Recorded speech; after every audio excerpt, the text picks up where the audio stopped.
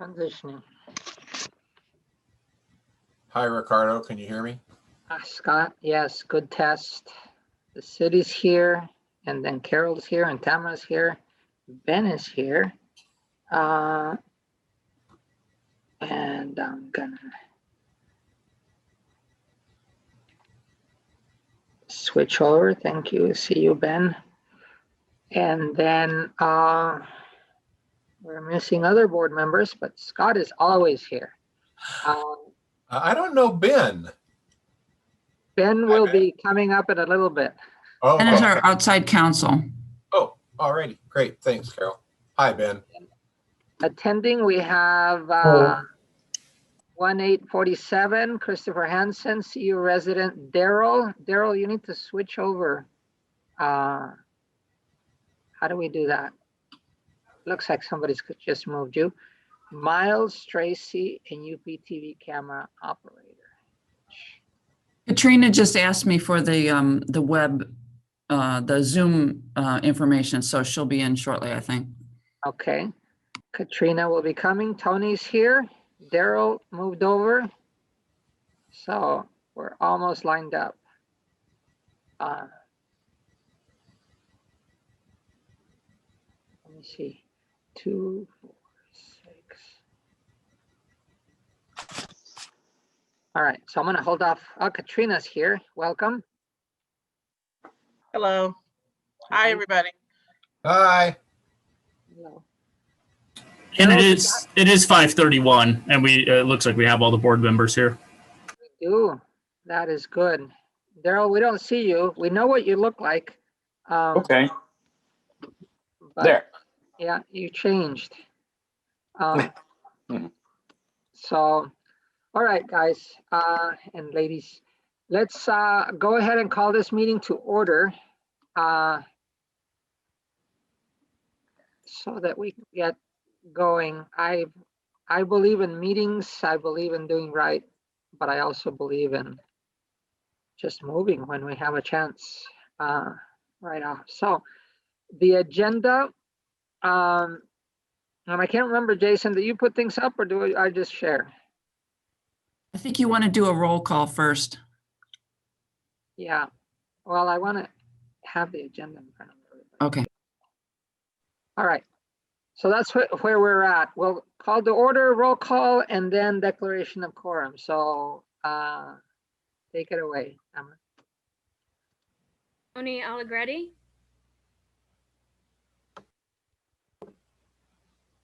Tony So moved. Allegretti. Can you hear me? We can hear you, Tamara. I'm here. There Sorry, she I is. couldn't tell if I was muted or not. Let me start that again. Tony Allegretti, Present. Ricardo Diaz, Here. Scott Dossett, Here. Katrina Kendall, Here. Daryl Price. Here. Beautiful. And that gives us a full board tonight, which is always a great feeling to have. So that means we have quorum. We I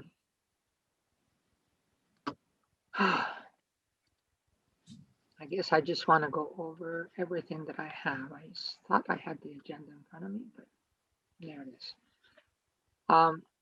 So we have quite a bit.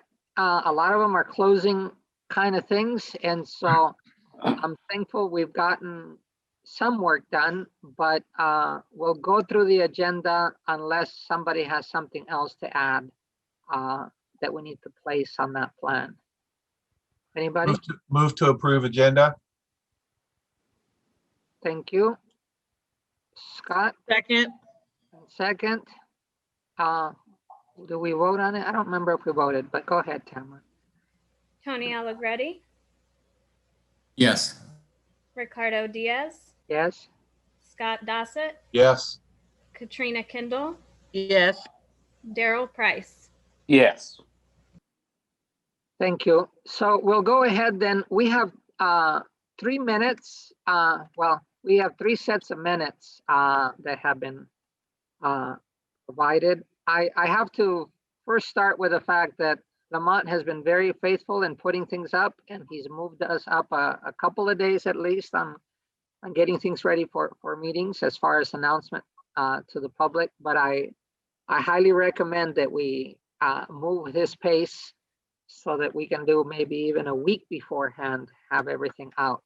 In this case, that would mean that everybody has read the minutes, and I'm ready for a motion on. I think we're okay if we just say yes to all three. So any comments on any of the minutes?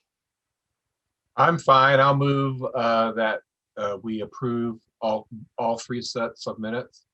Okay, so October, November 18th and November 30th. One of them was the hearing. Any comments from anybody? Do I hear a second? Second the motion. Thank you, Daryl. And one more call for comments.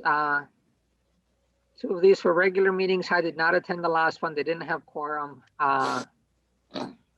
Partly my fault. But here we are all together again. Okay, any other comments? All right. Been moved and seconded, so let's just have a vote, Tamara, once again. Tony Allegretti,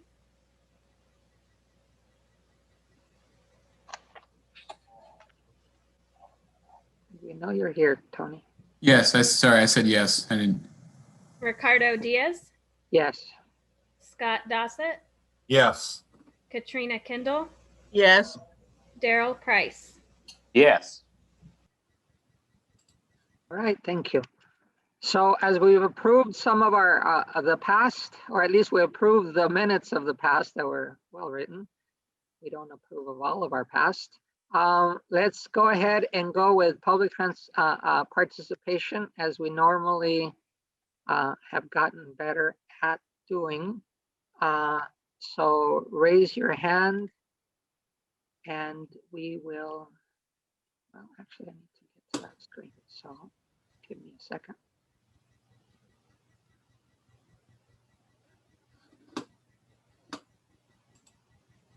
I think my Zoom has changed me. Okay, here I am. So, no, doesn't want to give me that fee. Okay, got it. Attendees, we have Christopher Hansen and Jane McClintock that wish to speak. Go ahead. We're still doing a 5-minute as we have, and then we have a public participation at the end. So first one, Christopher, go ahead. Hi, can you hear me okay? Yes. Hi, my name is Christopher Hansen. I live in Urbana. I'm rather disappointed to see that the CPRB is not going to be reviewing the taser video that was, I guess, first viewed at your last regular meeting in November. The plan made by the board at that time was to look at that incident at your next regular meeting, which is today, and it's not on your agenda, so I'm not really clear why that couldn't happen. I mean, there wasn't any prep work that needed to be done. You just, Mr. Searles just needed to come back and play the video again for you. I suppose, actually, I don't even think you need him. You have access to the video. You could just do it yourselves. The next issue I hope to see the board discuss, and I've been trying to ask the board members about this for, I don't know, the past 6 months or so, is the issue of being able to disclose to some extent what happens in your closed sessions. And certainly there's argument to have closed sessions, but I don't see any reason that the board members should have to, or should be restricted to never making any utterances whatsoever about those closed sessions. And I think it causes stress for your board, and it makes the process more difficult from the perspective of the complainant. And I was very surprised to hear Carol Mitten at the last meeting eventually threaten the board with sanctions if they were to disclose what happened in closed sessions. And I can't find any legal basis for that at all. There's nothing I can find that's provided by the legislature and statute, and nothing in the city code talks about sanctions. So I certainly hope to hear you guys discuss that. I mean, that sounds like a pretty obvious free speech violation there. So I hope you'll discuss it. I've been asking you several times. I've sent you case law. I've sent you letters to the Illinois Attorney General. I guess it'd be nice to hear you talk about it. I hope the board is aware that Urbana just lost a FOIA lawsuit for someone that was seeking police records, police report and video. I've been raising the issue of FOIA to this board for, I don't know, maybe a year and a half, no, closer to 2 years at this point. And I know you guys don't want to talk about FOIA, but the issue is real, and it severely affects people's ability to review and issue complaints about the police department. And just so you're aware, that FOIA lawsuit took 11 months for someone to finally get their records. And as a reminder, we still have this 45-day time limit for someone to file a complaint. So I wonder what you think about that. And it does say in your ordinance, it's very clear that the CPRB is meant to and supposed to work with the mayor, department heads, city departments, and other boards and commissions, and particularly the Human Relations Commission, to try to solve problems. So if there's an issue with people getting records in regards to police and they're bringing that to your board's attention, I think that's something you should have a discussion about and see what you can do and look into it. I don't know if you guys are aware, but Carol Mitten just recently kind of administratively threw out the result of a quasi-judicial human rights hearing that Urbana held last month. And I've been bringing to your attention for the last year and a half or so issues where city staff are basically just administratively quashing what our city ordinance requires. And there's no legal basis for it, really. I mean, sometimes they can cite technicalities, but this is a real thing that is happening over and over. It makes your process untenable for residents, and anything meaningful that might come out of the CPRB or its sister board, the Human Relations Commission, it seems is meaningless because city staff are just going to throw it in the garbage. I also have some serious doubts or questions about our new staff member, Lamont Peppers, who is supposed to be, I guess, helping to run the CPRB now. I mean, his first debut into service for the city was to mute a resident who was complaining about the police at a police listening session, a female minority resident at that. And I wonder if we trust this person to run the CPRB, which has been riddled with complaints about city staff meddling and obstructing the process. And I did a little research, and Mr. Peppers is childhood friends with Police Chief Anthony Cobb, buddies with a retired Urbana police officer, Preston James, listed a school resource officer on his application. I wonder if the city has just hired another person whose job it is to silence criticism. And we saw that in reality at a police listening session where he muted someone for criticizing the police. So do you guys think we're going in the right direction, knowing all these things? Or is it possible we're going backwards? I hope you'll discuss some of these issues rather than just letting them go on and on for another year and a half, 2 years. Thank you. Thank you, Mr. Hanson.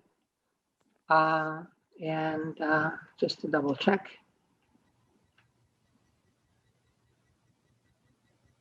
Jane, you had your hand up, so I'm assuming you're next, or you are still. Yes, you are. Okay. Ms. McClintock. Hello. Can you guys hear me all right? Yeah. Okay, awesome. Thanks for being here tonight. I just wanted to briefly say that I did also, similarly to Chris, I had the expectation that that you all might be making a recommendation about the taser video that had surfaced, and I would encourage you to do so as soon as possible. I think providing timely feedback to our officers on how that might have gone better would be very helpful for them and for our police department in general. So I'm sure that you'll get to that soon and provide some good advice and feedback for the officer. I also want to encourage, I appreciate that you're looking at this firsthand account language again, and I want to encourage you to think about broadening the idea of firsthand account beyond just the victim or somebody present physically at the site, because I think that it puts a lot of pressure on the victims of police violence or folks to come forward. It's a lot of courage to talk about a traumatizing incident that might have happened to you. And I think if we want to have a robust opportunity for our officers to learn how to better engage the public and their policy documents and everything, we ought to be looking at as much as we possibly can and giving them the feedback they need to do a better job. So I hope that we'll be able to broaden that that definition as it should be. And thank you again for looking at it. And that's all I got. Look forward to seeing what you come up with today. Thank you very much for your own participation. It never gets lost on me that we signed up for this as volunteers, and yet there are 10 people here also sitting with us to work through the many issues. Very gratified that you're here. I think best to go through as we do for the rest of the agenda. And actually, I'm not sure what you guys see. Am I sharing still? No, it doesn't look like it. At least they gave me the option again. As we get to the unfinished business, I guess I do want to address the omission, if you will, or as has been pointed out, the TASER review. It should have been on here. We would have wanted to, but we've got some preparation to do. And so we will come back as we come back to talk of tasers and other in an upcoming meeting. It would have been nice to have it today, but I think that there are other issues involved there that would be great to just to have a better framing for it than just a follow up of it happened a year ago kind of thing. So you can hold us to that. Do I hear somebody? No, okay. I was going to make a comment, Ricardo. Please, go ahead. Go ahead, Scott. Yeah, well, I chaired that meeting where we decided, Tony and I voted to move this along. So I'd like to apologize if me not suggesting that be on the agenda was any part of the slip up that we had. And I also want to kind of make a comment in response to something that Christopher said. It is decidedly not the case that when we look at that TASER discharge again, that it will be simply repeating the video that we looked at the last meeting. In order to fully contextualize a discharge, we need to spend back, maybe 5, maybe 10 minutes of dash camera, look thoroughly at the police reports and kind of begin the process starting, especially since there are at least, I believe, 2 members on the board that may have not been here when we did the first review. So please have patience with us as we try to, move forward on that TASER review. Thank you. Thank you for that, Scott. I have seen quite a bit of movement in the last couple of months. I wish it was because I was chair. I just think that we finally have gotten to breaking down how much we have to learn, both in our training as old and new members, figure out what's behind, getting staffed, and also what training needs to go out to the public. There's a lot of this stuff that, as I have learned, just needs a better informational wraparound. So as we consider things for everybody's sake, it's best that we all have both the rules, but the facts in front of us, so we can all better understand how to move along, both on reviewing the police, but as contributors in Urbana. So without too much more,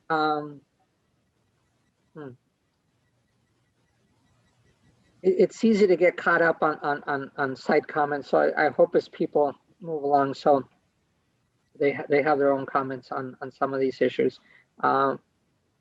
So let's move along to the first unfinished business, which is then the residents' petition on reforming the police review board. I want to open it up as well, three of us were not here at the last meeting, but we've all gotten, we've been involved in this one for a little while.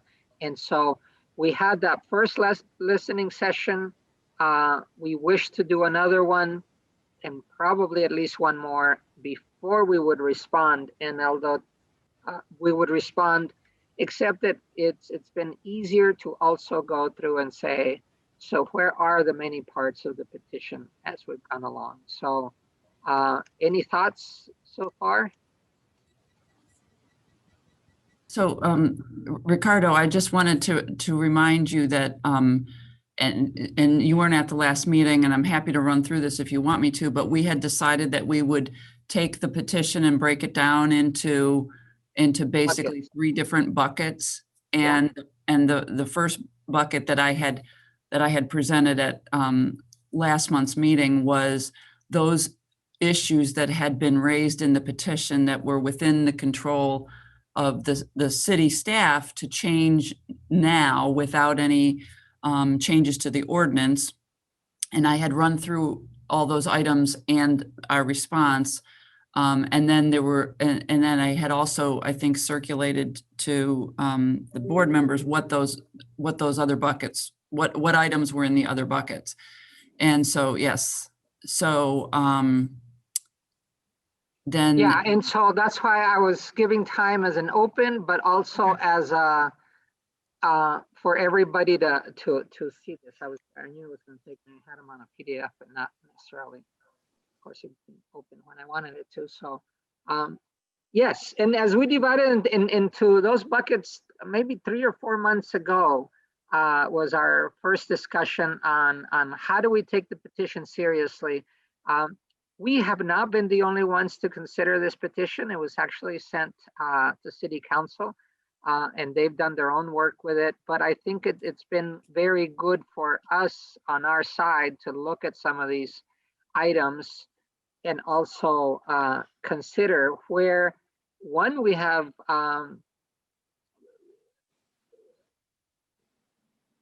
the assumptions behind this. While I did not agree with them, I think a lot of these points needed more feedback and to see where. And so to go through the list and say, these can be done without the intervention of City Council, it's up to them. And some of these cannot, just don't fit any other category. This is what was put forward then as what we can do and we've started doing. And I want to relate it back to something that happened this morning in a little bit. But Scott, as you guys went through this, you and Tony, what do you think best is? I saw the recording, and so I don't know how far to go into repetition or into the feedback, because we are back to this first section. Carol, can I ask you a question? Did you do a PowerPoint in conjunction with the list that we did at the last meeting? Yes. Would it be possible for the board to get that? I couldn't find a copy today. Okay. I mean, we could certainly take the time to go back over this, Ricardo. I thought we finished it. Yeah. Now, sadly, there were several people who weren't in attendance, and so everybody needs to have as much information as they can. I made notes on my copy of the bucket list, and I can try to clean those up and share them a bit with the board. But I thought, what we heard was pretty logical and pretty practical. vis-a-vis staff time requirements. And, we certainly didn't see anything in that first bucket that I thought really should have spilled over into another bucket. So I thought the categorization of those was just fine. So I don't know, Tony may have some comments too. Yeah, I mean, I think, breaking it down into the three buckets is fine. I think I had it broken down into, the only thing I guess I would list or add maybe is what other departments can do, and specifically, the only other department I can really think of is the police department and what they may be, what they could potentially do to help our board further go through these reviews. But yeah, I mean, breaking it down to three it looks pretty good to me. Thank you. So I think then the question is, I don't want to avoid doing this. As people look at this list and as we have received it from certain members of the community, I have bounced it around with a few other members of that were not necessarily on the signatory list, both for representation, but also to get different perspectives. Luckily, I think that as people look at this list, in the ones in which they right away know enough to give a comment on, we've been moving with both on, eliminating the signature, the notarized signature, and other points like that. It's been gratifying to know that we're not completely off, and that while this list took a long time probably to prepare and to figure out, for us, we're the ones that have to do it through the process. And so some of these things are just take some time. Like yesterday, I found out in amongst my things, a card that somebody gave me about a traveling notary that was in my hand sometime during the COVID, but I did not have it when somebody said, how do I get mine signed? Because I have had the need for notarization in the early points. So there are some things that we not only considered, but we're already in the process, and several others here that are already in the process of being changed. But I think it's easy to overlook the fact that almost many of these, while we are working on them, they just don't happen very fast, both because the system, presenting, follow-ups, whatever else just takes a while. So as far as actions as to what to do, I'm open for recommendations before we go on to listening on the other buckets.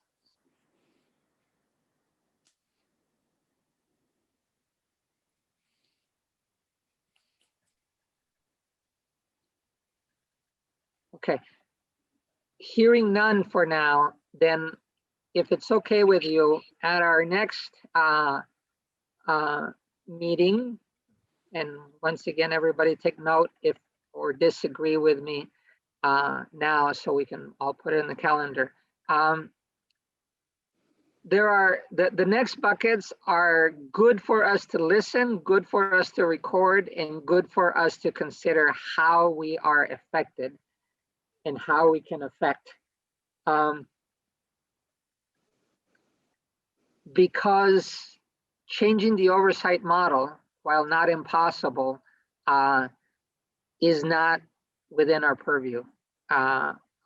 We can make recommendations, but as many of these changes get accumulated as from ideas to proposals, some of them just do not fit our present framework.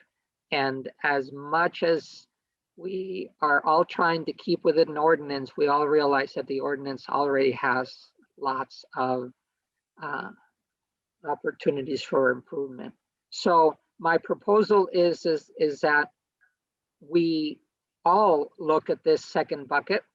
We invite people to comment on them both personally before meetings, and then at the next meeting, take them up for comment so that we, at least as a board, can stand somewhere as the majority of the board can say this is where we have received comment from. So anyway, next meeting, looking at this as a listening session with a back and forth to discuss bucket 2.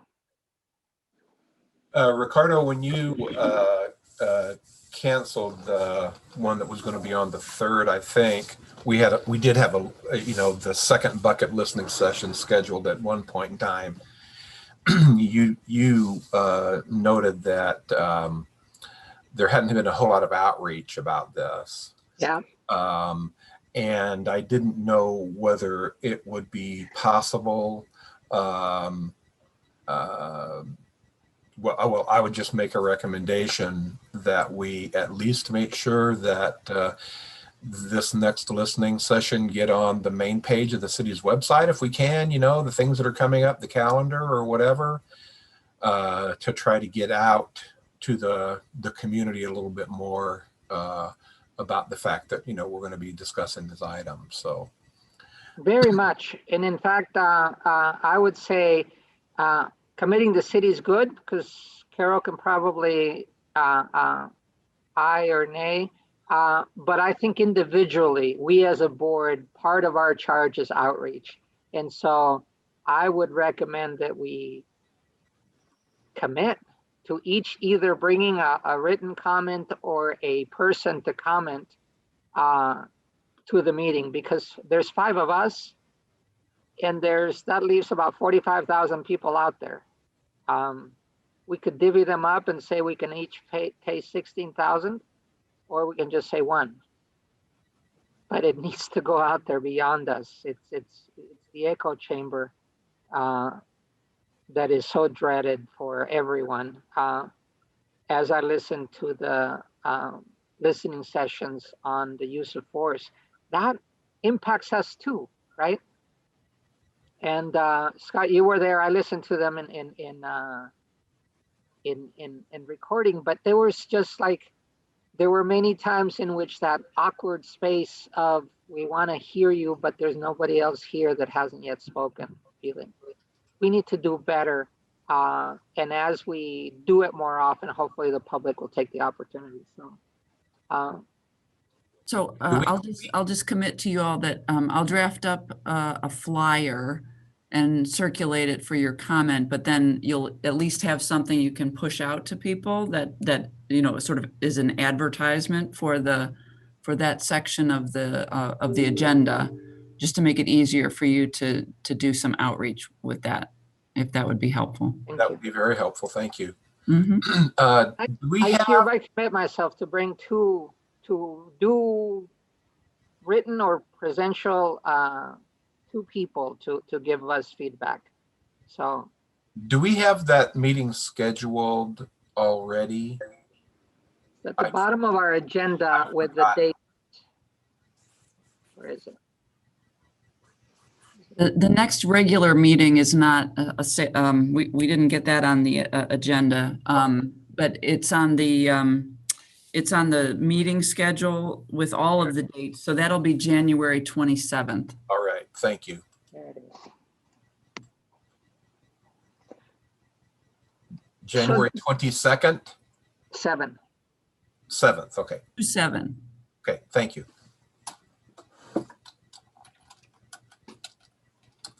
Can we say that we're going to do this, guys, ladies? It's I don't know. I just, if we agreed to the exercise, then we should make sure that we do our best for the exercise to be fruitful. Yeah, I mean, I've got social media contacts and groups that I run, and I'll make sure that I reach out to those.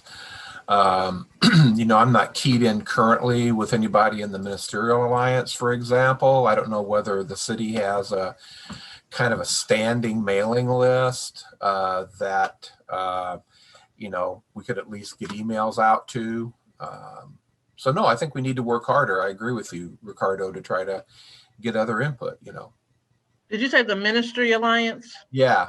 Okay, I can reach out to someone. I could reach out to my pastor, and I know a few other pastors too. So Yeah. I could just ask them for if there's a mailing list. Yeah.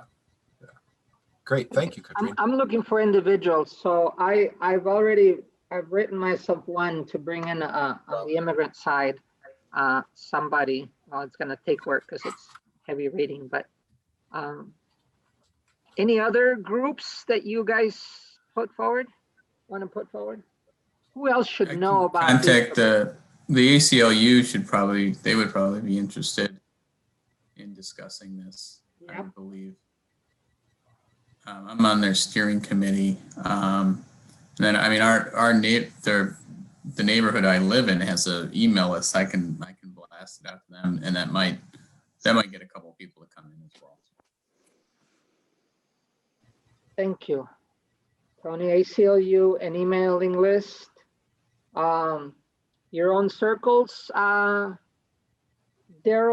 I'm thinking IMC folk. I can reach out. Should be there more often. I hardly ever go anymore. It used to be a good place for me to be on the radio. Anybody else? Is there a way for, I have been surprised how many people watch UPTV. I don't have cable, and so it didn't occur to me, but I get comments once in a while. I saw you guys on the meeting.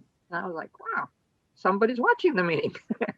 So it may not be on YouTube or whatever else, but the one that's being transmitted right now, there is somebody out there with their living room that says, I'm bored, and they watch us here. So hi to you. Please come comment. Anybody else? Any other group? Pastors, there used to be a campus association of pastors or an alliance there too.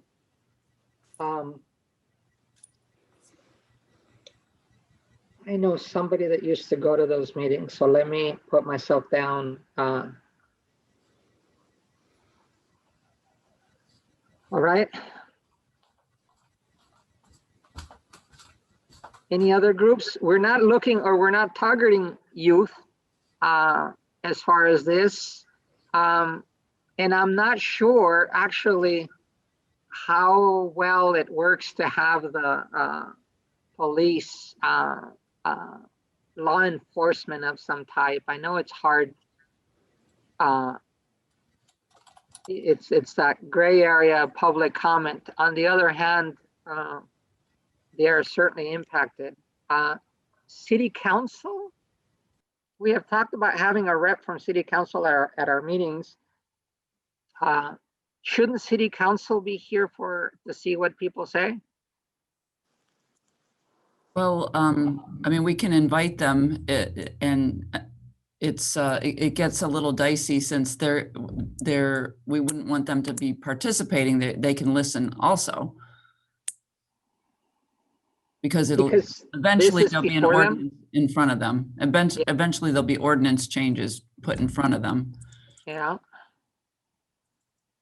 I can see them at least being here. We can make a point of inviting them. Okay. Is that yours, or is it our personal? I can make an announcement, and if you wanted to extend a personal invitation to them, that's fine. Yeah. So the chair doesn't really have a lot of duties, so just added one there. I think I should invite them. This is just the beginning of it. We should continue in proposing, letting each other know. I think we've now gotten much better at sending one-to-many emails.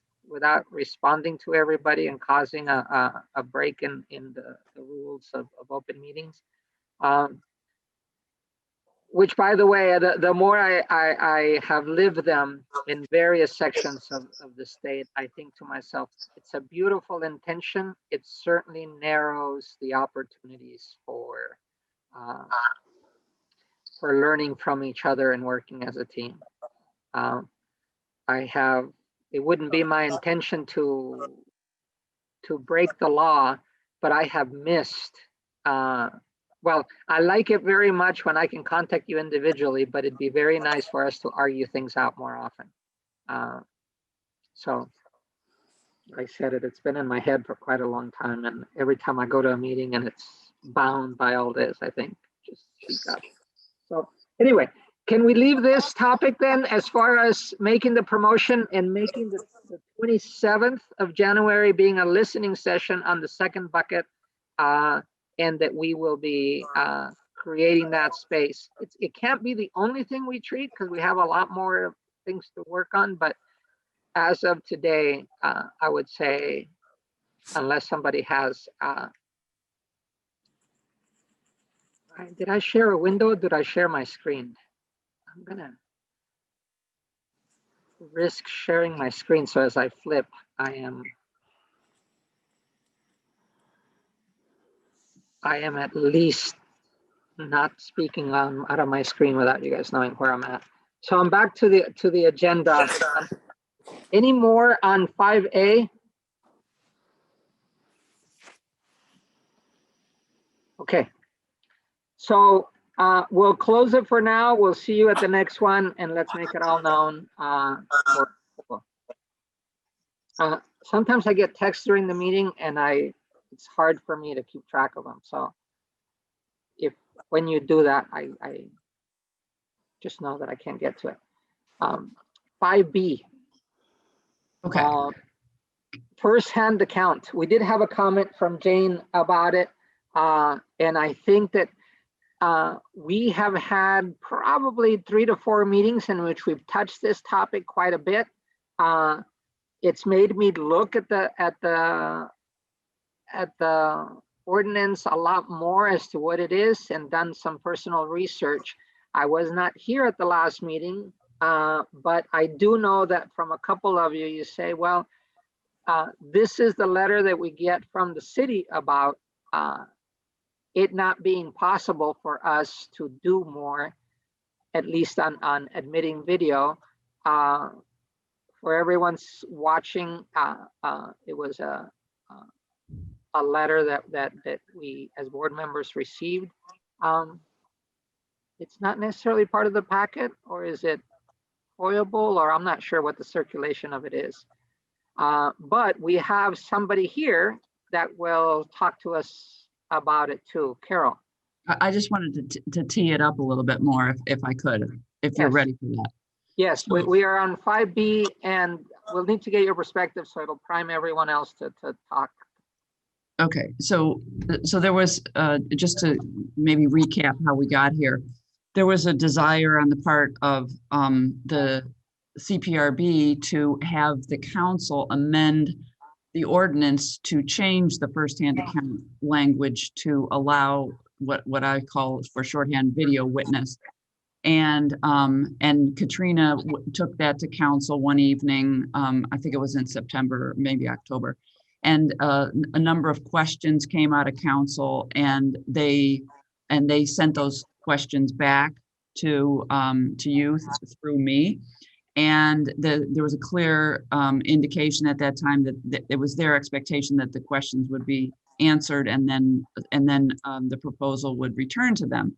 And then the CPRB voiced an intention to, rather than wait to have the ordinance amendment amended, that you would simply decide to interpret the language of firsthand account to allow video witness. And in the course of reporting that back to staff, it was pointed out to me that that is a violation of our collective bargaining agreement, in addition to the fact that that was something that, at least in the city legal's interpretation was inconsistent with firsthand account. So that led to the authoring of a memo that you have, and it is foyable to anybody who also would like to have it. I circulated it to the council members, and I circulated it to CPRB members. It was written by Ben Garrett, and it was dated October 30th, 2020. You all were sent a copy of this. And so rather than have just me here to talk about this once again, I asked Ben to join us tonight since he's the author of the memo. And so I'll just, I don't know if Ben, you wanted to say anything or just respond to questions, but you know, I just want to say again, it's the city's position that without amending the ordinance and amending the collective bargaining agreement, that you may not use a video, somebody who was not physically present and only witnessed a video to conform with the ordinance. Mr. Chairman, I'm happy to introduce myself really quickly, if that's okay. Very echoey, Ben, at least for me. So somewhere to the mic. There's more of an echo than usually when I'm talking to you, Ben. So I'm wondering, are you on your, I'm only on my phone. I don't know why that is. Okay. But I hear Go it ahead. too. Go ahead. We'll do the best we can. All right. Well, board, thank you very much for your time tonight. I'm sorry about that echo. I don't know why that is. The one thing I wanted to make sure everybody understands, my background is I am a management side labor and employment attorney. I represent municipalities throughout this state, and about 90% of our work is in the public sector. My daily job is disciplining public employees, including police officers. In that role, I go toe-to-toe with police unions on a constant basis. So I am not here by any means as an apologist for police misconduct. When I see police misconduct in my job, I work with our clients to hold police officers accountable. Fortunately, I feel very strongly that as a result of the work I do, even though I work with the absolute worst officers, that's what I'm called to do, is to deal with problems. The vast majority of police officers that we work with are very good intentioned, hardworking people. I don't know about you, but in my daily job, I'm happy to say I have never been shot at. I have never had somebody try to stab me or knife me or run away from me. And that's what our officers deal with on a daily basis. It's really important that in my job, and I think in your job as well, that while trying to hold accountable those officers who do a bad job, we don't accidentally throw under the bus the people who are doing a good job. And I think that's important for one really fundamental reason, and that is that we do not want to discourage good people from becoming police officers. And that is something that our police department faces a challenge already across the state and across this country. That people say, look, if somebody's going to point a gun at me and I'm going to make a split-second decision how to react, and then I'm going to be crucified in the press for the rest of my career, I don't need that kind of stress in my life. I'm going to do something else. I'm going to be an attorney. I'm going to be a professor. I'm going to be a city administrator, or whatever the case might be. And if we crucify the good officers or put them through the ringer, we end up chasing them out, and we have a race to the bottom, where the people that are left that are willing to be police officers are not necessarily the best candidates. So we need to be careful about that. But I, in my job, do deal with bad officers, unfortunately. And I would tell you, if I thought this requirement of firsthand knowledge was an obstacle to holding bad officers accountable, I would absolutely let you know about that. I run into the buzzsaw of union negotiations every day. I run into the buzzsaw of grievance arbitration every day. There are real problems there. The limitation of not accepting complaints based on video evidence only it is not a problem in terms of holding bad officers accountable. The victim under your ordinances is always welcome to come forward. A person who was there on the scene is always able to come forward with a complaint to the CPRB. There are very legitimate reasons why those people might not want to come forward. First of all, they might think that they were treated entirely appropriately. But second of all, it's also the case that when our police officers interact with the public, it is often on that person's worst day of their lives. Whether they're a victim of a crime or whether they are the perpetrator of a crime, that is their low point. And they don't want to relive that. And they don't want to have that dragged into the public eye to relive it again. Some people do come forward with complaints, and that's their right. But if they don't, that's their choice, and we should respect that.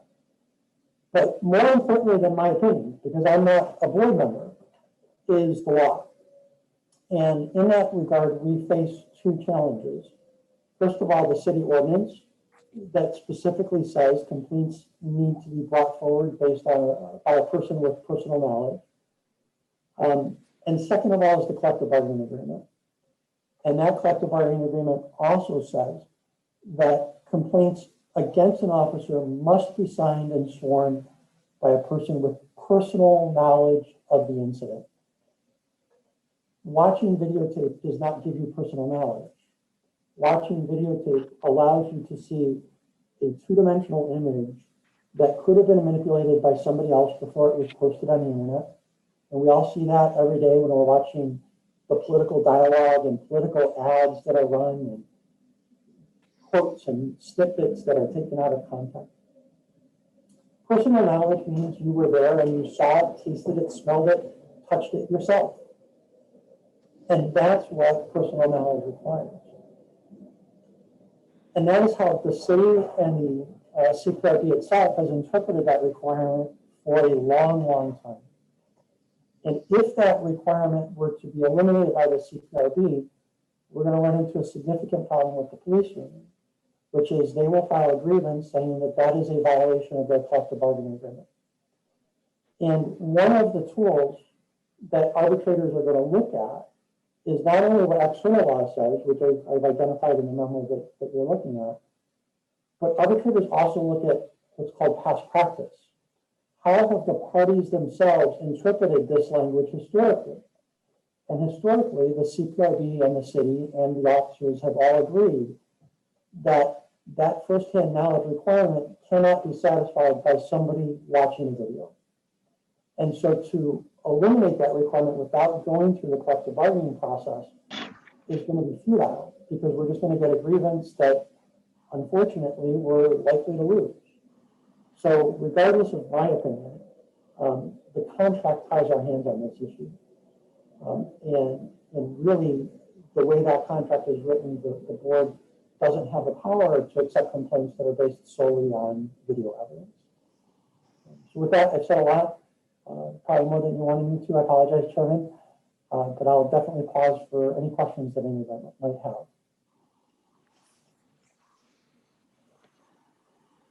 Any questions, comments by other members? Mr. Garrett, the ordinance doesn't say personal knowledge, correct? If you look at 19-28D. One second.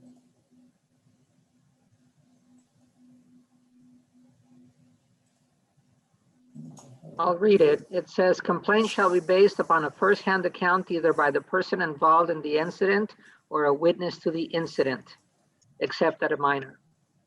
So, I mean, it doesn't say personal knowledge. It says first-hand account, and then we don't have a definition of first-hand account. Well, if you're not there, it's not a first-hand account. I'm sorry, I'm having a hard time hearing you. If you're not there, it's not a first-hand account. Well, I mean, I think that's kind of what we're debating here. You know, I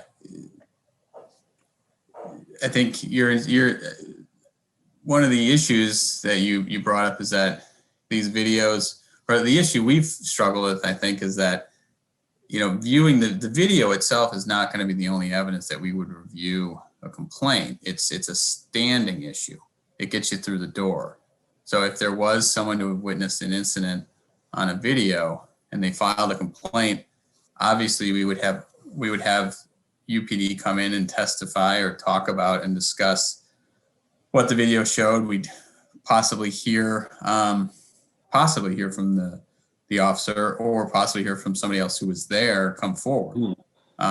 That's part of the issue, I think, that I struggle with, is that if we're going to close the door to a complaint just because it's what someone viewed on the video, that we should be more open to seeing these things than not. The complaint, after all, it's the beginning of a process. It's not even the actual, it's not the hearing. We call it a hearing even when we get to the appeal, but in essence, it's not yet a hearing. It doesn't, rules of evidence do not apply to that level. But by the time we get to an appeal, we have a lot more than the person's complaint. And therefore, the video can be modified, or it's only one view, or whatever else. Those are all kind of counterbalanced by a full examination of an incident versus what started it to begin with. So for me, there's the arguments against them being presented that do not seem, and I have to agree, if it is right now against a contract, so I'll abide by it myself, because I don't want to get anybody in trouble. But by starting it and by proposing that there's a definition or an opening for it, what we're saying is, not only are we, but there's members of the public that want the reconsideration, but two, that the police themselves, as they walk into a contract negotiation, as they're presently doing, they know that this is a point that needs to be either better exemplified or counterbalanced in their own contract as to other things they want to argue, versus where does the complaint start?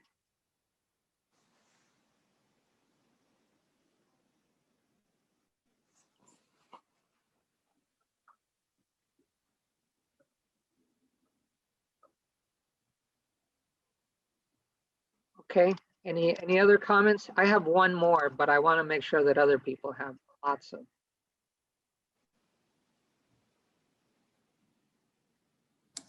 Okay. I guess I had one more question, Mr. Gert. So you're saying ultimately, if we were to take a complaint based solely on video, then the city should expect a grievance being filed? Is that what you're saying? Section 15 of the Labor Act says that a collective bargaining agreement trumps and supersedes any contrary city ordinance, city statute, rule, regulation. The language in the contract actually is even more clear than the ordinance itself. It says complaints against an officer must be signed and sworn by a person with personal knowledge of the incident. Michelle, you had used earlier the reference to standing, and I think that's a good analogy. In a court, a person needs to have standing in order to file a complaint.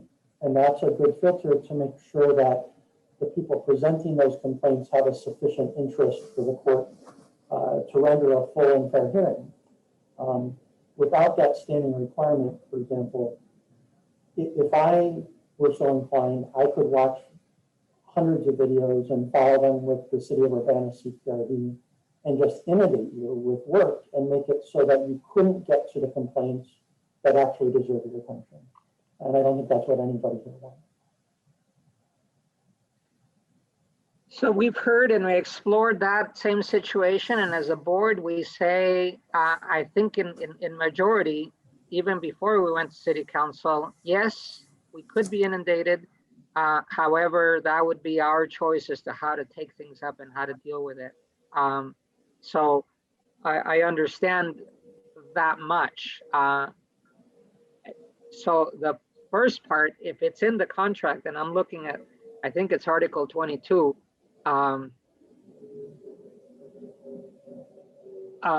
The provisions, I don't know, it's public. Is the contract public? I don't know. Yeah, it's in my hand. So it says 22.2A, police officers subject to the CPRB proceeding shall not be required to appear before the CPRB. Their appearance shall be optional. However, should an officer appear before the CPRB, that officer does not waive his or her rights under the Uniform Peace Officers Disciplinary Act in a CPRB proceeding. I wanted that as the further context. Then B says a complaint brought against a police officer by a member of the public shall be investigated by the police department in accordance with department policy. And then C talks about confidentiality. I don't know if there's anything more. This is the 2017 police, the contract. There's also a side letter attached to the back of it. I'm just looking through it now. Give me 1 second. It's Yeah, I see it. It's Yeah, on page 57. Yes. Complaints against an officer must be signed and sworn by a person with personal knowledge of the incident, and language will be included in the CPRB ordinance that false complaints shall be subject to prosecution. I don't know if the latter part of that sentence is actually true. There's actually a provision in the Uniform Peace Officers Disciplinary Act that addresses that. That would be there, but I don't know if it's in our ordinance that. No, prosecution would happen. no, the ordinance was never changed in response to that. Yeah, so flag that one. But in the new contract, since we've started taking complaints without a sworn testimony, well, without that person being sworn. Well, no, what we did is we changed with advice the attestation from a notarization to a spot on the bottom of the form, which all the way up through city legal, I think we had agreement was equivalent and less burdensome than the notarization. So Okay. a complaint filed, as I understand it, with the new form is still a sworn statement. It is still a sworn statement, and it makes clear that it's under penalty of perjury or whatever. It just expands it and also includes the firsthand account language as part of the sworn statement. So I guess So my in the- thought was that we would need to flag that too, but we've taken care of it, that meets this contract or not. Yeah, although the ordinance specifically does not reflect the liability of submitting a false complaint, right? The form that we have does. Yeah, I'm looking for the form now because I needed it earlier today to show it to somebody and I moved it. Well, my argument was going to be that there are other parts of the contract that may or may not fit our ordinance, and just by one part, it already does that. So we could be. But on the other hand, the reason I would argue with that is that a contract is an agreement between parties, and therefore either party can suggest changes. We are on the fringe in that we are not the parties making that agreement, but we are by ordinance instructed to suggest changes.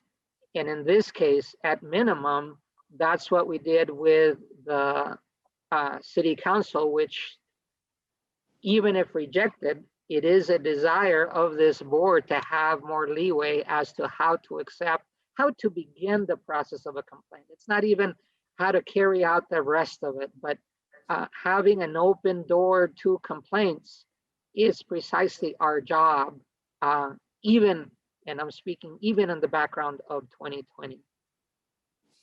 So I think those are the comments I had. And after we close this, I want to bring in just one more relevant comment on this. Anybody else questions? Well, I guess just a comment, and I know this is almost is a very difficult request, but this is the second time in the board's history where the collective bargaining agreement has essentially nullified a portion of the ordinance. Now, as you know, I didn't agree that video was firsthand in the first place, and I had to be convinced about that. And frankly, I'm not certain that I ever was truly convinced, as much as I wanted to push this to a point where we could come to a resolution about it. But the other one, of course, is the subpoena power, which is in fact written into the ordinance, unlike the video presentation of a complaint or video as a basis for a complaint. And so I've often wondered at what other cases, what other points is our ordinance in fact limited by the agreement with the FOP. And I've asked for a review about that, and I've never got it. And I understand it's almost an impossible task, because you'd literally have to go line for line through the ordinance and bounce that off Mr. Gert in order to make certain, to feel out those sensitivities. But that does continue to be a concern of mine, is what other areas of the ordinance are potentially impacted by the agreement with the FOP, if I'm using the term correctly, the collective bargaining agreement. Certainly, this gets to be a greater concern should we recommend to the city council that the ordinance needs to be changed. We know that we have cleanup work to do inside the ordinance. And, my original copy of the ordinance is flagged full of suggestions and things we could try to change.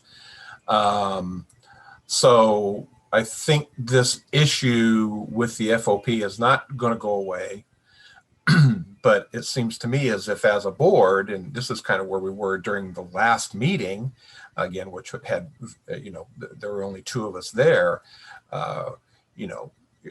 at that point in time, we didn't feel like we could push this video origin for a complaint at all, because essentially we were being told that we were in violation of that. So I don't have anything other to say than that, to kind of just note again that the subpoena power, which we thought we had when we started, was taken out with the same concern about the collective bargaining agreement.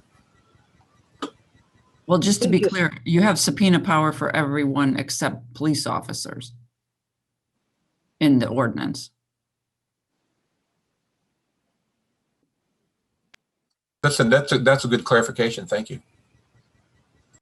Yes, I hadn't read it with that lens. The contract with the union is out of our jurisdiction.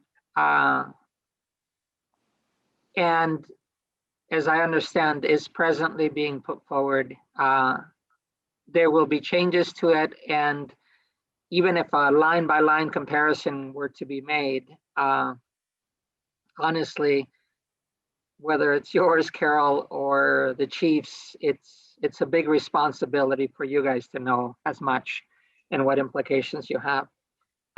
My task, as I understand it on the board, is to make things fair for someone to be listened and for consideration as to if the correct thing was done, if procedure was followed, but especially if not, even if procedure was followed and something seems unjust, that we would put it forward as a recommendation. How we get a complaint to us has been refined recently. improved. And there will yet be other ways that we ought to consider so that we get a full entry to people's satisfaction and dissatisfaction with the police. As I understand today, we would not be able to accept, because we are the receivers of complaints. So as I understand, as of today, we would not be able to accept video as the sole beginner of a complaint unless the person was involved either as a first or second party. If they were physically present and had a firsthand account, that's what's required. It sounds redundant. If you're present, you may not have an account. But if you have an account, what we're saying is it can't be video. Right. Okay. Just to clarify. I don't want to put it to rest in that I agree with you, Scott. Things will be coming back up. And this one might not be it, but there are other cascading things that come up as we consider the second bucket. And for me, this puts it in the second bucket. This is one of the items in the second bucket that we'll treat at the next meeting. But as for today, I wouldn't want to drag it on longer than necessary to hear people out. Okay, can we excuse Ben then? I'm just putting it out that I'm about to close the discussion. And if that is true, then yes, we are closed with this discussion, and therefore, thank you very much for visiting us, taking some of your evening. Thank you very much. Thanks, Ben. Thanks, Ben. I use first names all the time, but it was clear that Mr. Allegretti was using a last name, so it made me doubt my own assumptions. I do. I guess I should have just called him Ben. That's okay, but it just alarms me that when I'm not following protocol, because I mess up enough that sometimes I'm trying to look at the phone and at the screens and whatever else. I don't follow protocol. You know, I think, Ricardo, to me, a cut to the chase is that this board has agitated with the city council and staff over this idea about video evidence for the past 3 or 4 months. Certainly, those entries are known to the people who are doing the negotiations with the FOP. And so I don't feel it's necessary for any other kind of formalization of our desire. I mean,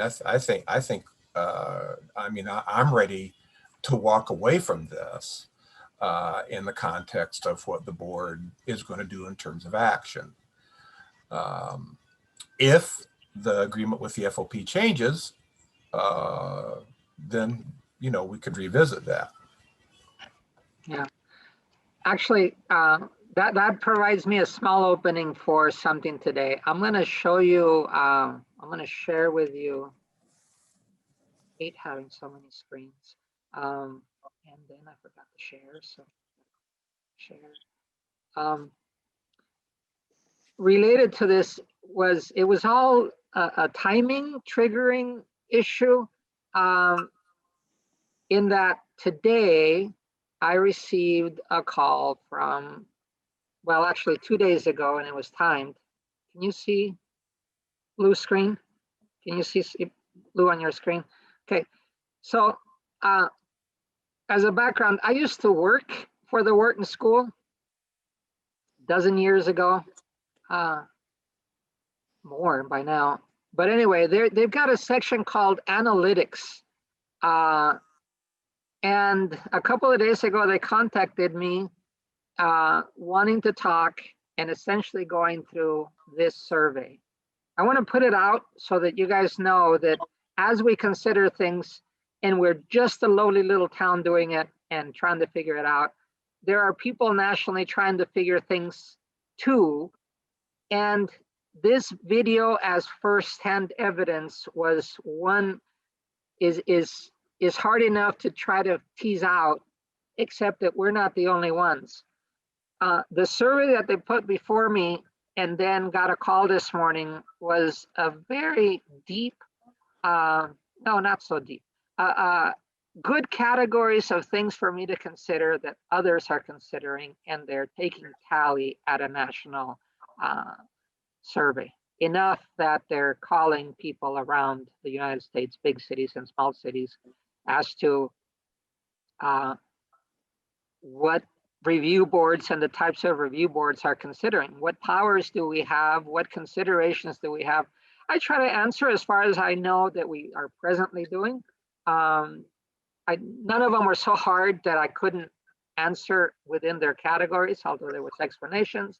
But as she probed, the interviewer probed, this kind of question, you know, what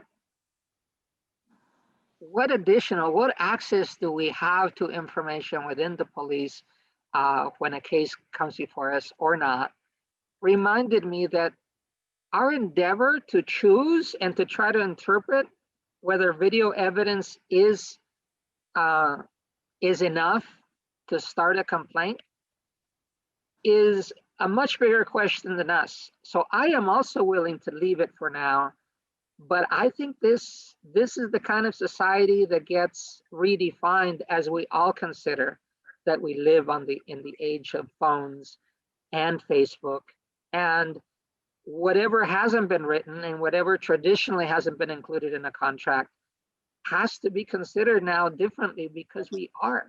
And the indignancy that the residents feel at times are usually a step ahead of what was written several years ago, both in ordinance and contract. So this is a pitch for change, because we can either be on the laggards, and lawyers would probably agree that that's what we should be, let somebody else deal with the lawsuits. But on the other hand, as far as the principles of things, I want to be as informed and as ready to propose change as possible. This last one, what languages can civilians file complaints against police? You know, one of our previous members really wanted to make sure that we put that forward. And I thought to myself, and the answer is video, for somebody to just speak their complaint. And we do it. We've been considering that. So anyway, a side comment, but it was like so timely. The lady spent almost 2 hours with me trying to get a feel for what it is that we do in our civilian police review board in our little 45,000 person town. Yeah, it's a big deal, Ricardo. I mean, you know, in this accountability and transparency NACO workshop that the city sent me to virtually about a month ago, you know, the second session in was on video, forensic analysis of video. And I'm sure there are PhD programs out there for forensic analysis of video. You know, best practices, source materials, misinformation was all a topic of that.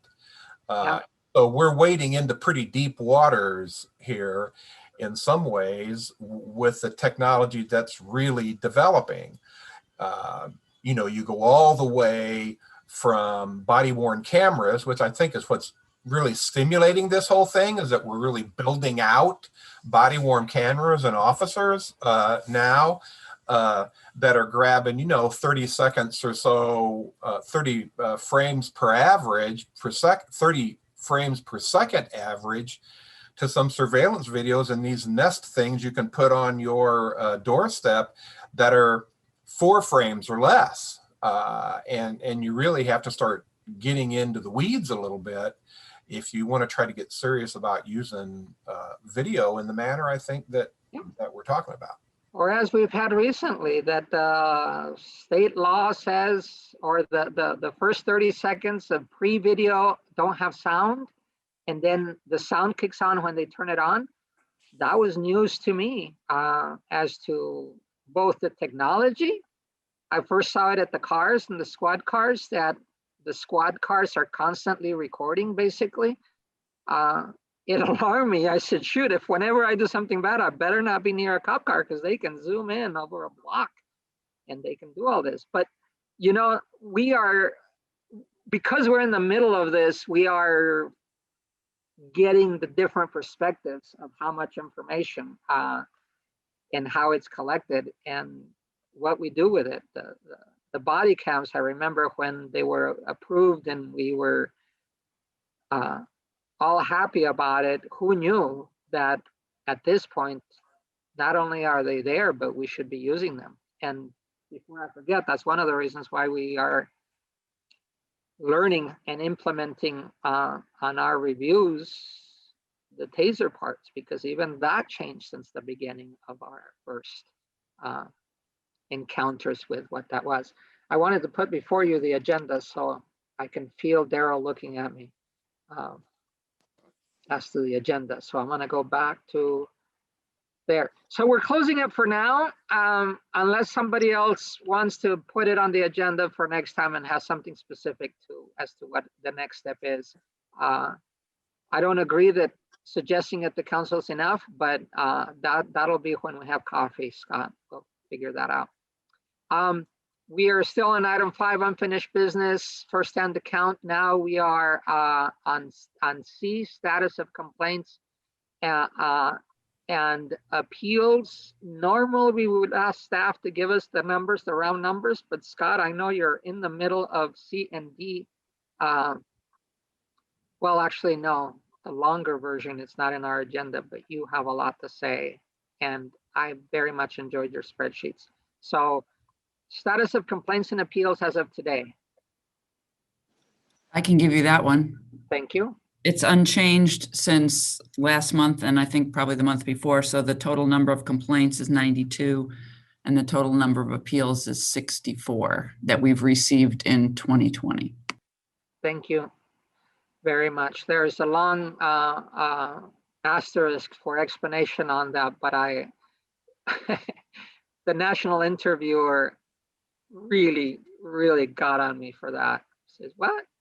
Your average? And then this? Long story, didn't have to go into details, but it was kind of funny to be put on the spot for it. So we're dealing with them. We had a hearing 2 weeks ago. We will be having a hearing that's the when's good went out. There was one time in which we could, but the hearing officer could not. So we're going to do a rehash of it. Everybody please answer it, because it would be very nice for us to announce it at these meetings so that the person coming to the hearing can also time themselves. But we are looking for something in January as soon as we can. But internally, we have to line up a lot of resources, including the availability of this board. So if you are considering changing, just go ahead and change it. You do. I'm sorry to interrupt you, but I heard from everybody and I have the tentative appeal hearing dates under 7C. That's been confirmed with we would at least have a quorum of board members and the hearing officer. That's under 7C. Okay, so now we need the appellant to get them. I understand that we're not court. I mean, I always go to court when I get called because I could ask for a change, but I don't know what that's going to be. In our case, it takes a lot to pick these dates already on our side. You just said a little while ago, we do have subpoena power over an appellant? Yeah, no. Carol's statement was that we had subpoena power over basically anybody but an officer, or I'm assuming that means maybe the chief. So yeah, I don't know that the intention was ever that you would subpoena an appellant, but you do have this under 1936A4. You have the power to subpoena witnesses and case-specific records and tangible evidence, subject to certain limitations. So let it be announced that we are getting everything ready for the continuation of the cases we're considering and hearing for when we have the hearing. and that we have that will notify the relevant people and make sure. So those are the tentative ones. We'll confirm them ASAP so we can continue the work on appeals. Is that okay? Thank you. So that dealt with an item on 7, but we're still on 5, trying to finish off the long list of things moving. Scott, you have been working on the annual report, but the 2019 one took you to 2013 and on. But on the 2019 one, you were working to have the information so we could review it. I don't know. The Maybe 2019, the 2019 report, which we have a draft for, generously worked on by Elizabeth Hannon, and I'm sure staff, actually covers the years either 2012 or 2013 through 2019. And so knowing that the complaints had not been systematically reviewed and placed into a spreadsheet, the review of which I consider to be a seminal responsibility of this board, if not the literal review of the complaint packets themselves, which I have wrapped to you guys before. So I went through everything. Thanks very much to Carol and the people on the second floor, and have recently sent you with admonishments about the fact that they are draft Excel files that are pretty highly annotated in some cases for every complaint received by the CPRB. Most of these were through UPD because that's the way the system was working then for those years from 2012 to 2019. It was always my intent, feeling the way I do about complaint, not just appeal review, that this information could be, or I hoped would be, appended, amended, mixed into that draft 19 report, and we can get ourselves out of the hole that we're in with annual reports that is about 6 years deep at this point. Now, I sent those all out to members about a week ago. Ricardo, you have responded. I did note during that initial thing that some of this might be changing. And in fact, I have now a commitment for someone who evidently is pretty good with Excel, and I've made contact with a young man in the administrative department at the city. Thank you, Carol, who was going to help me do some calculations across fields, which I know I used to do in Excel, but I could not get myself to do it. And which I actually asked the board for help with when I sent it out.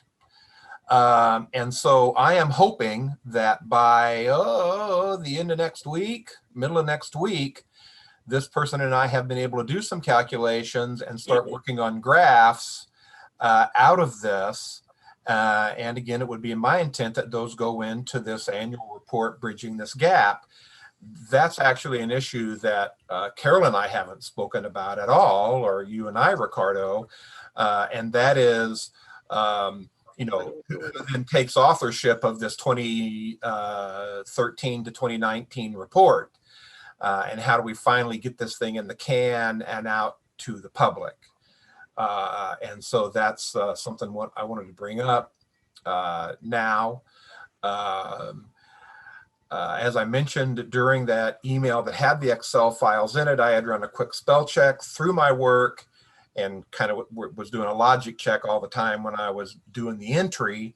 I mean, this literally meant that I was in the conference room in the city building, going through and reading every individual complaint for 6 years and trying to take pertinent data off.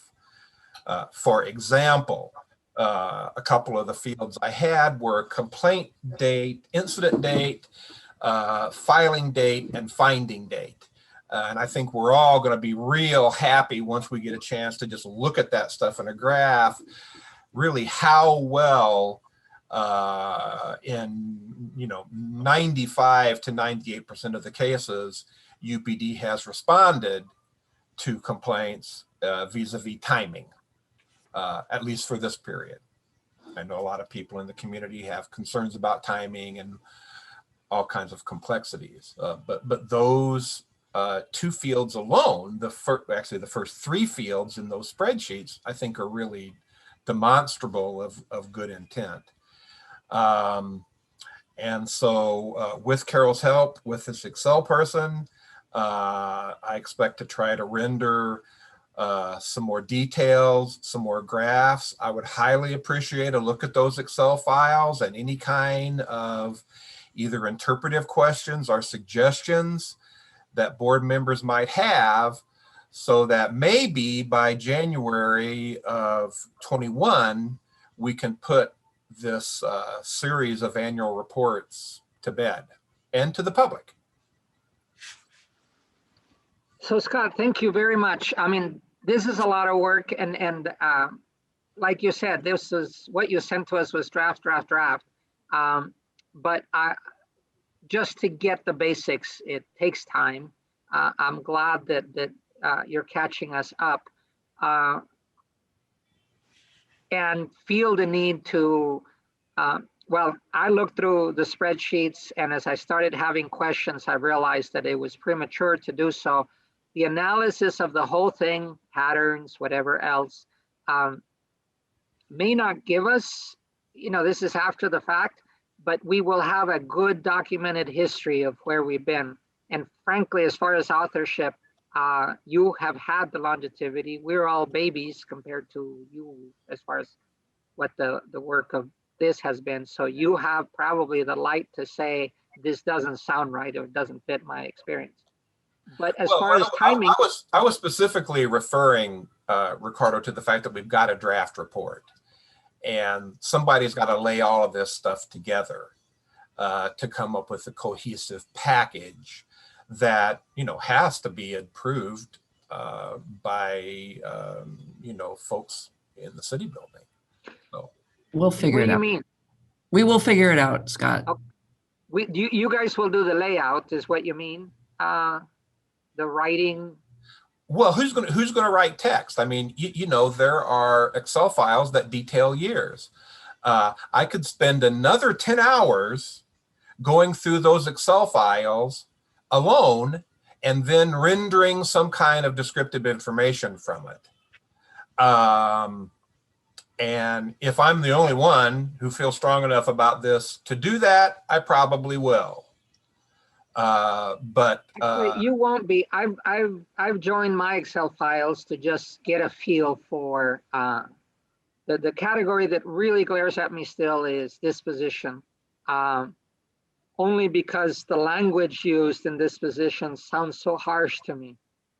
If I was getting any disposition letter that looked like this, I would not like, whatever the answer was. But it's just, it's the standard language, and I understand that much. But yes, we should do analysis before we get to writing, and I see it as a collaboration, right? Before we put it out as a report to the public. But there is one more part that I think that we need to finalize, and that we started at the last hearing. I think I was sitting next to Tony. The list, we are also required not just to report, but to keep a log. And in that log should be the items that we would need during an appeal. And as we've had interaction with the public, there are times at which it doesn't seem like we have the information. And there have been times in which, when you and I last worked on the tallying, that there were documents not in the right place. And so as we keep a log and we make an improvement of what did happen and what we report on, from here on, not only because of appeals, but because it's good practice, we should have a list of everything that exists with the case, so that we are ready and not looking for it during the hearing. And that includes police reports and the videos and whatever else. When it's not in one place, it seems like some parts may have been purposely misplaced. So as we have a good log with a checklist, we could see on our Excel sheet what is present or non-existent. If it's not present in our folder, we have to assume that it's non-existent, and we don't have to use our subpoena power to make sure that all documents are there. But to me, that would be part of filling in the gaps that we've had before. But the reports on the numbers, I think, will be are a good way for the public to see where we've been and what else might be needed on top of that. Because if we don't fulfill what we've needed to do, then it's hard to add more things to it.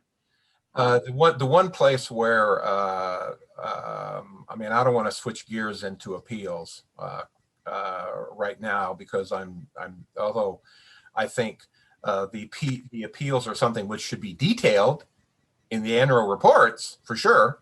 So there's a backtrack for somebody.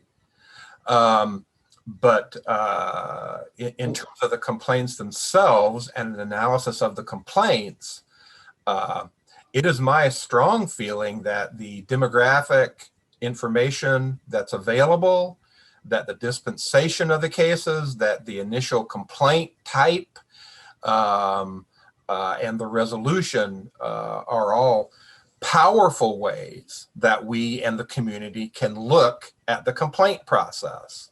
Yeah. And including attribution of officers or accumulation of office of a particular officer's complaints. Sure, that we've talked about that in these meetings before, and that's something that I lack the ability to do. Right now, you will all notice, and one of the reasons that these were asked to be kept private by members of the board is that I had no other way to reduce officers except by their name. And the agreement that we have had is that those would be, there would be a numbering system created. Yeah. It's not clear to me that that took place in the 2019 work that has been done to date. And so that's that's one of the things that we need to work on. Yeah, we'll have to come back to that because some of this information is foilable anyway, and therefore where it gets put, other towns actually flat out put out names. In our case, we have not. And I believe that we as members of the board have had enough opportunity to see and vouch for the fact that this information is correct, or that we are questioning or filling in the gaps as we go. So I guess my plan of action here to kind of wrap this up is I will, continue working with Ricardo and Carol. And after I get the Excel help that I've asked for and been granted, I will probably put forward to those two people some kind of a plan of action about how to wrap up this annual report series. Thank you. So not for Christmas, but somewhere in early New Year is the estimate, right? Yes. Thank you. All right. So as you can tell, this is quite elaborate, but filling in the gaps is our goal, and trying to cover past things as much as future things it's complicated. But thank you, Scott and Carol and everybody else involved in getting it together. Transparency is really good as long as we're all wearing undergarments, and where you can't find them, it's really hard to do. So that would conclude our 5 unfinished business, 6 new business, unless somebody else has a comment on the previous old business. Okay, Katrina, we're almost there. Just kidding. New business is the summary of our discussion from the council meeting on 10/26. I remember talking about this, but I don't remember whether we needed. This is actually a carryover from another agenda. This is simply when I had reported to you all about my discussion with the council about having this tiering of complaints, and that I would be bringing an ordinance change for their consideration, which I have not composed yet. And in order to deal with this problem of trying to manage the serious complaints versus the less serious complaints. And so until that comes forward, there won't be really anything else to talk about there. Thank you, Carol. And actually, I want to take that as a parenthesis, to put in a parenthesis. And Scott, you will check me, but our ordinance talks about what is it called? Not uniformed officers, but sworn officers. Sworn officers, thank you, is the right word. And I think to address Christopher's comment too, we don't avoid FOIA. We have to avoid FOIA when it has no relevance to us, where the argument is. When the city has a decision as to what to release, they have somebody that's hired, and there is somebody supervising that person, and it's state level. And when they make mistakes with it, frankly, it's their business. When a complaint comes to us and there is information that is needed, I think that it is fair for us to be seeking all information relevant to a case to be before us and before the parties. But we don't do FOIA complaints. We actually, Carol, from whenever you get to sending that ordinance, we do sworn officers. And when Carol makes a mistake or a decision that doesn't have to do with us directly, unfortunately, it's hard for us to extend ourselves. I know that you're working on some kind of other complaint officer for complaints system for other city employees, but in order for us to get through everything, we have to concentrate on the ones that are in our charge. And I don't think it's to evade, but it's to concentrate and do the work that we've been called to do first. So that's a comment there. Anyway, I'm very happy with the way we're collaborating, getting stuff together, filling in the old gaps, and looking forward as to the agenda of what to recommend. I am happy also that, especially in a closed hearing, everybody speaks their mind and brings in all the videos and checks in, correct each other. I don't think that we have to put out to the public any other our decision after having considered all the facts. So I thank you very much for being careful to protect the privacy of parties concerned. And Mr. Peppers is on the line. There's a lot of help that you've already started to move along. You will make your mistakes as I make mine. And if you promise not to slap me, I won't slap you either. No slappage, no slappage. Okay, we'll deal with it with words. Use your words is what my wife tells the kids all the time. All right, anything else on that line item? Then you have before you in your packet, the regular meeting schedule for 2021. Thank you, Lamont, for working on it. These are proposed dates. I have had trouble meeting dates of this type sometimes, and so last one I try to prep everybody that I was able to. But as far as board members, please do cross-reference with your calendars, and if you have a problem with one, of those dates or 2 or whatever, put it forward.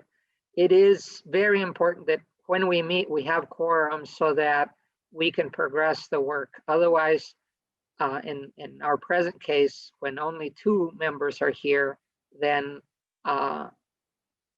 it's very awkward. They can come, they can invite everybody, but in the end, their progress and ability to progress things is limited. So anyway, I have a question. Go ahead. So these proposed dates, they'll be virtual, but then once we're going to hope that COVID doesn't progress through the entire 2021, then we'll be in person, correct? Yeah, whenever I wish I could be hopeful that within the year we are meeting in person. It's a lot more fun and it's just more efficient, but yeah. Okay. I think that we are as dependent as anybody else out there with formal meetings. We don't have any idea. And I'm not in the first batch of vaccines anyway, so who knows? Okay. All right. And I'm assuming that the meeting schedule is still a 5:30 schedule? Yes. Okay. Yes, and we moved it forward. We hope it fits with everybody. In between these are hearing dates that you are being pulled on. Let's respond to those so we can get it also on the calendar as much as possible. The regular meeting schedule is to treat business, and we can make them as short as we need to so that we don't shortchange the hearing dates. So, all right. Ricardo, are we trying to do a hearing every month, or do we have a guideline on what we're trying to do? I'm open to suggestions. Right now, we've been trying to, when we align, we try to put it as a good day. We almost did 2 last month, but it didn't work out. So I was just curious if we had I know we had talked about, I think I talked about with you individually about let's just try and set a regular date each month, or just so we can kind of get in the habit of doing it. But I didn't know if there was any further discussion with this meeting schedule. We have not actually, because it depends on us, but also on the city. Sure. So go ahead, Carol. Well, I was going to say a couple different things. One is if you would like to devote some of these regular meeting dates, because the schedule for CPRB used to be quarterly regular meetings. So if you would like to dedicate any of these regular meetings to doing a hearing instead, I can try to coordinate that with the hearing officer. What I've been doing based on a conversation that I had with Ricardo is trying to chunk out. So now I'm chunking it out by month and doing the doodle polls with y'all, and then seeing where I get enough, where I can get a quorum. And then every one of those dates I run past the hearing officer. Well, I start with Jason first, because he tells me when we have availability on Zoom. Then that's what goes into the doodle poll. Then what comes out of the doodle poll is when I can get a quorum. Then that goes to the hearing officer, and that distills down to a couple of dates. And in the past, Ricardo asked me not to double up in a particular week with the regular meeting. Hearing and regular meeting. Yeah, so we have, so the way the January dates fall out is they don't fall in the same week. If you, as you know, you have a pretty big backlog of hearings. So I'm trying to at least offer as many dates as possible that work under the framework I just described to you for trying to get everybody coordinated. Well, under the spirit, I think that Mikkel meant it when we went to monthly meetings. I would suggest that we not avoid the dates that regular meetings are scheduled, but rather take advantage of them, at least until the backlog in appeals cases are finished and we can kind of get through those. I mean, having a hearing, in fact, doesn't preclude us from having a meeting at the same time, although I don't think anybody wants a 5-hour meeting. But if we had a quorum, we could certainly do some necessary business if something came up around the fringes of a closed session in public, as you know, as long as we're agended correctly and notified. So I don't know what anybody What else I'm hearing you say, Scott, is that why not take those regular meetings and make them in hearing wherever we can, and double up. It would certainly accelerate what other business we put forward, but hearings is a big part of our business. So, well, I think mostly, or at least primarily, it's in keeping with the reason that we went to monthly meetings, and that was to expedite the concerns of the community. And it seems to me like, you know, an appeals hearing is kind of the pinnacle of our service to the community in some ways. And so why ignore those, you know? I mean, especially if it would help Carol do the calendaring and organize, you know, these 3 or 4 other people. I mean, we haven't talked yet about representatives from UPD. So you've actually got 4 or 5, I've never counted them, entities that are required for us to have an appeal. So I wouldn't dodge those. yeah. So I think I hear you, and if Katrina's in agreement that we should put together and try to schedule hearings on these dates. We already have gone through the work, or Carol has, to seek another January date. So I would propose that we still keep another January date, but then henceforward, for the regularity that Tony is asking, we should keep these dates, hopefully to do some business, but do hearings as we're able. Am I interpreting you guys' thoughts correctly? Okay, so be it, Carol. So these dates are free to start putting hearings together, and we'll squeeze in the rest of the business as needed, except for January. January, we already have a listening session and we have a proposed hearing dates. Okay. But you're okay if I also try to find other dates that you're available for hearings in those months, right? Or not? I mean, I am. I didn't mean using the dates that are on the calendar for the monthly meetings to preclude any other kind of arrangements you want to do. Okay. But if we all agree in this schedule, we've already got 1 day a month we're going to meet. Gotcha. Okay, I got it. All right. So we'll take it. We have January almost set, so much appreciated to have everybody on the same literal page. So that concludes then the items we have had under new business. We do have a couple. Ricardo? Yes, ma'am. Ricardo, can I mention something? I believe that we need you all to vote on those dates to approve them, especially because there are 2 that are not on the regularly scheduled days because of the holidays. Oh. I make a motion that we approve the regular meeting schedule for 2021 as presented. Take a second. I second that motion. Thank you, Daryl. So please, Tamara, thank you for the reminder, and let's go for a vote. Tony Allegretti? Yes. Ricardo Diaz? Yes. Scott Dossett? Yes. Katrina Kendall? Yes. Daryl Price? Yes. Thank you. That's a big commitment now with a yes. It reminds me how important it is. Thank you very much. Moving now to announcements. We still have the CPRB vacancies. We have 2. We have had 1 person interviewed and another application put in. We'll let you know as it comes by.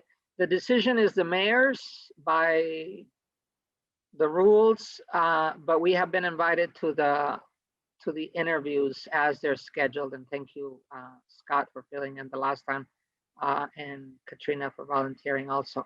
I eventually had to really bail, and so thank you for covering. That's that announcement, and we're pretty good people. Please join us. The recruitment of the HREO is something from city. You don't know where it's at.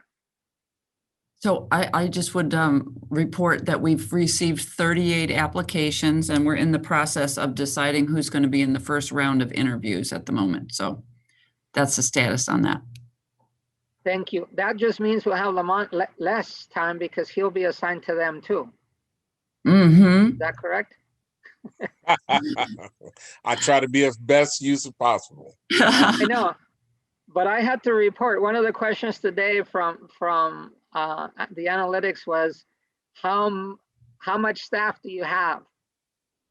So I had to remind them that, you know, we had a slice of Carol because she's city administrator. I don't know what your percentage is with us, but you know, I know it's a slice.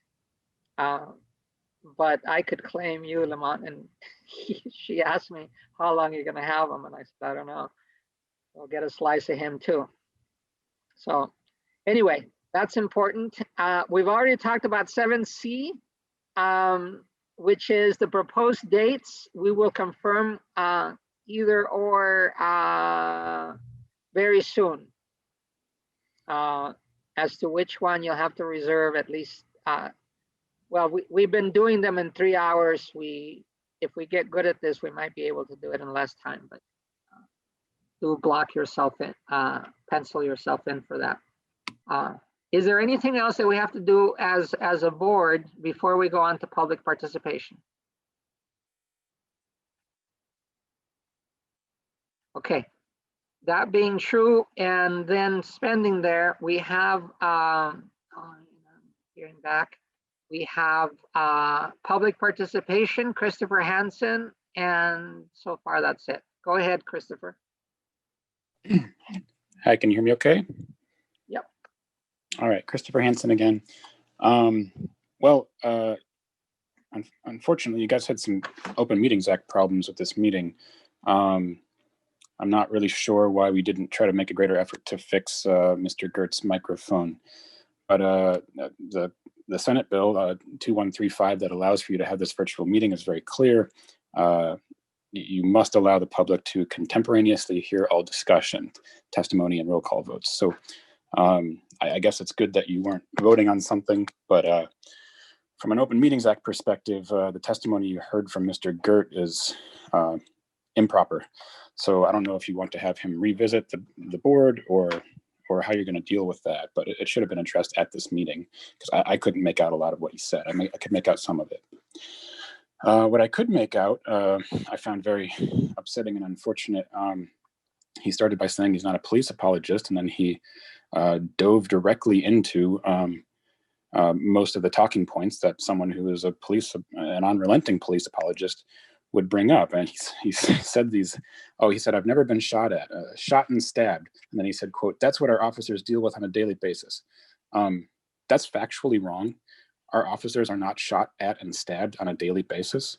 If you were to look into incidences of Urbana police officers being shot at, you would have to go back in time on a time scale of decades to start to accrue incidences where officers are actually shot at or attacked with a knife or something. It's very rare. And when you look at national statistics, you actually find that police officers are much safer in their persons than most other people.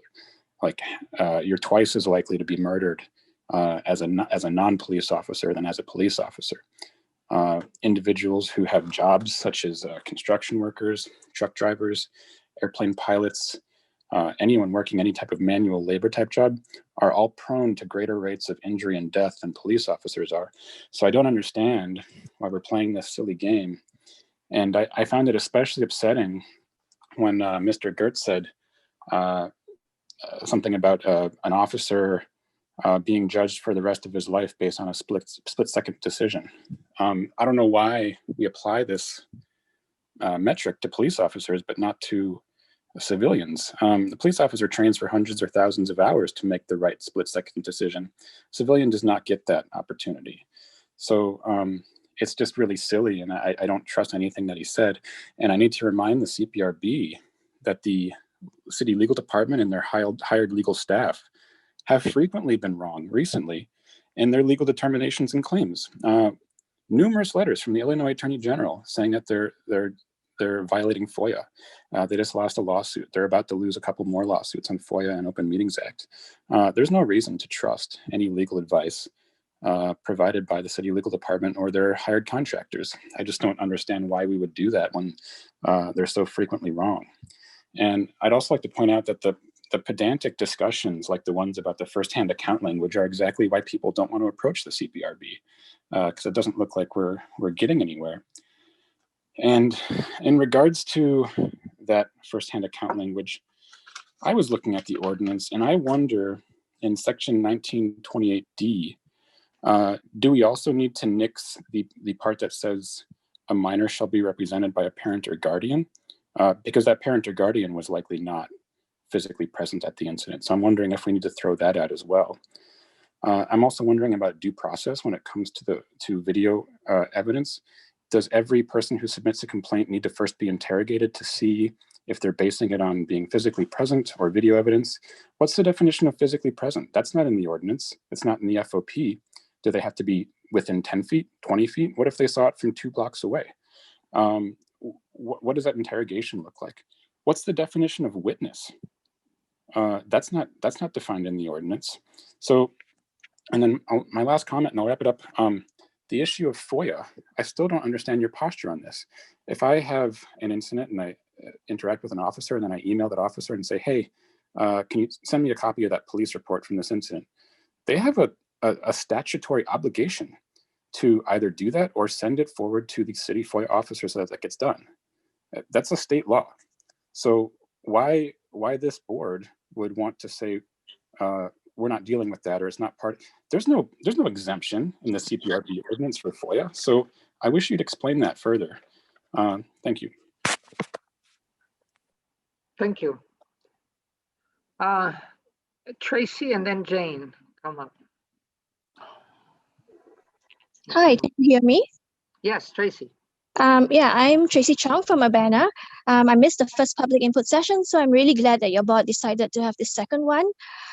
First, I would like to say I was disappointed to see that there was no follow-up with the taser review that looked like there was a violation of UPD policy. And I'm also glad that you brought up the empty silences during the listening sessions. I thought that was very concerning too, especially when there were 0 youth participants.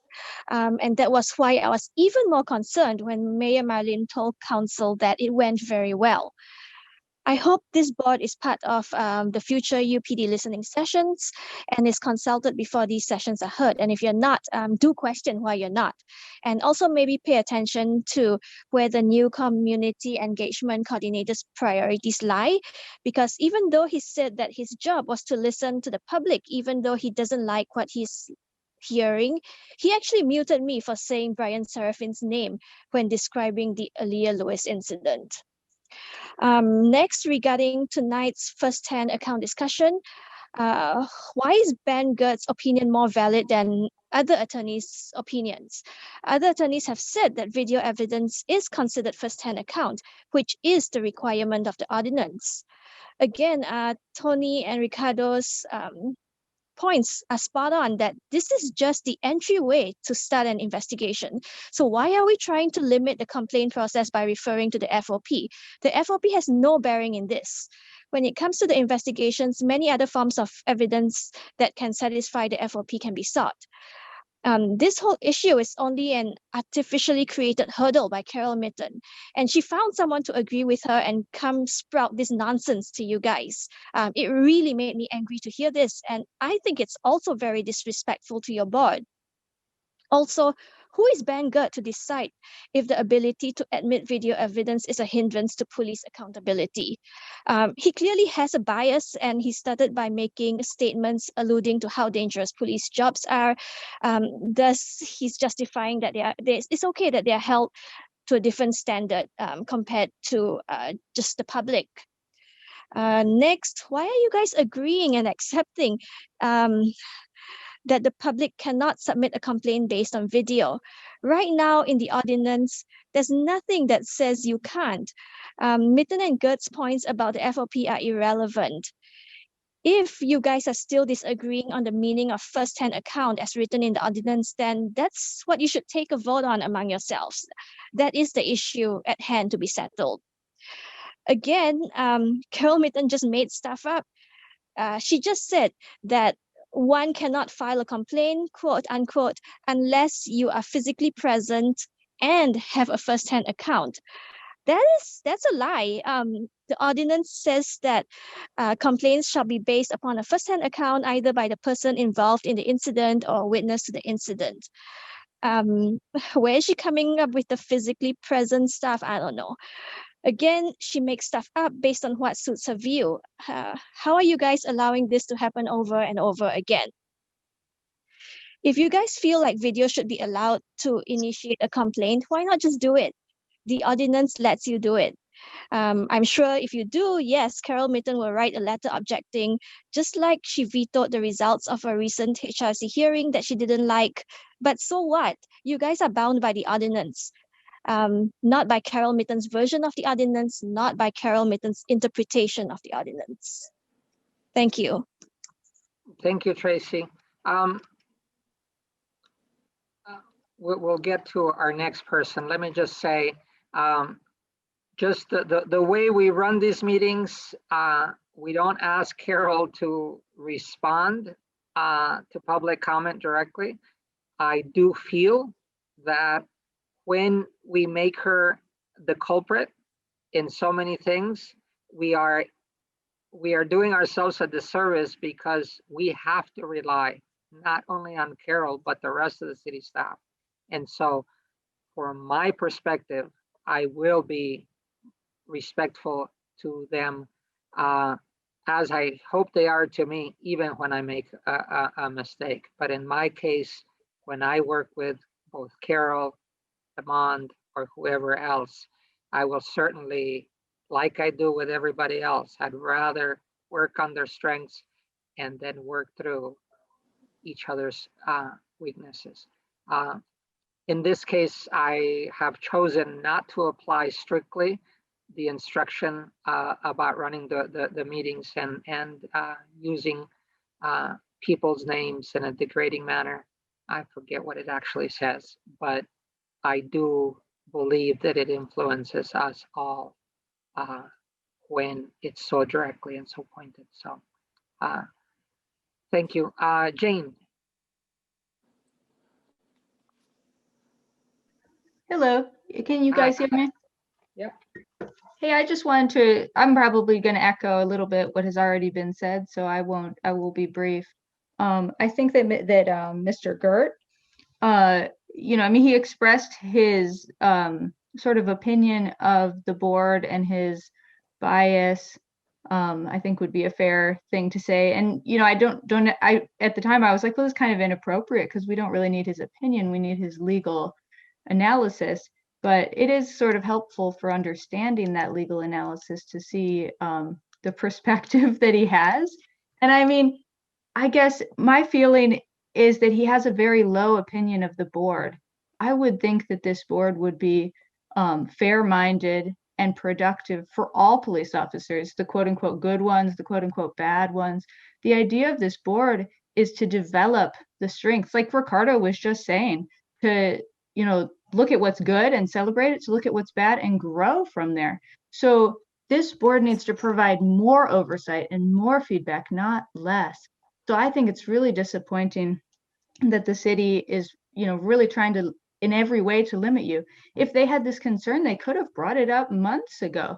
This is clearly, you know, a late in the game effort to find something that will stop this, you know, sort of common sense change that we're all, I think, kind of on the same page about. I wondered too, I wanted to ask Mr. Gerd, I have raised my hand, but I'm sure I cannot interrupt the middle of your meeting. But I was curious about section 22.2A. Police officers do not, if they choose to appear before the CPRB, they do not waive their rights, but it's optional for them to appear. And also the CPRB deciding to, read essentially a complaint really doesn't compel an officer to appear at all. This would be all kind of, I would think, before they would appear or not appear. So I don't see how so I was curious to see how Mr. Gert had assumed that this aspect of the contract would even apply to whether or not the CPRB wanted to have a look at a complaint. I also would offer, if this does appear to be an obstacle to what the CPRB wants to do, which is provide more and better feedback to the Urbana Police Department, maybe you should just think of another vehicle by which you can review complaints that are based on video or not based on the Carol Mittens or someone else's interpretation of firsthand account. Maybe the CPRB just wants to offer a recommendation based on those kind of observations by the public. So I would suggest that we think in ways that enable us to strengthen the relationship between the public and the police department, not limit ourselves based on artifices. Anyways, thank you guys for your work. Appreciate your sticking with this long meeting, and thank you, Scott, for all your work on the data. Yes, thank you. Thank you, Jane. And I echo Scott, many hours. I wish I was also closer to you on all that, but we do what we can and then we go to sleep, gotta rest. Thank you very much for your comments. We do take them. They are taken into consideration even when it hurts. But I must say I am happy to be working with this group, even when there isn't a lot of net. It feels like sometimes we should defend ourselves, but we do what we can. We stick to where we want to, where we can be as clear as possible. And then we call this meeting adjourned. You okay with that? I'll move to adjourn. Thank you very much. I will second that motion. Daryl, Faithful, and Tamara, help us. Allegretti, Yes. Ricardo Diaz, Yes. Scott Dossett, Yes. Katrina Kendall. Katrina? Yes, can you hear me? Yes. Now- Daryl Price? Sorry. Yes.